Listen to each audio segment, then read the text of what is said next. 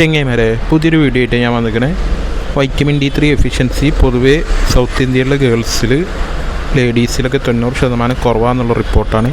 Vitamin D3 efficiency കുറയുന്നതുകൊണ്ട് പലർക്കും പല അസുഖങ്ങളുണ്ടാവും. വേദന, മുട്ടുവേദന, ഷോൾഡർ വേദന, പുറം വേദന, അങ്ങനെ തുടങ്ങിയ പല അസുഖങ്ങളാണ് ലേഡീസിൽ കണ്ടുവരുന്നത്. അത് 3 മാസത്തിൽ കൂടുതൽ അങ്ങനെ അസുഖം നിൽക്കുകയാണെങ്കിൽ എന്തായാലും ഡോക്ടറെ കണ്ട് വൈറ്റമിൻ D3 ചെക്ക് ചെയ്ത് അതിനുള്ള മെഡിസിൻ എടുക്കേണ്ടതാണ്. നന്നായി വെയിൽ കൊണ്ടാലും വൈറ്റമിൻ D3 കിട്ടും. അത് സാധാ വെയിലല്ല, രാവിലെ 9 മുന്നേ വൈകിട്ട് 3:30 to 5 മണി വരെയുള്ള വെയിലും കൊള്ളണം.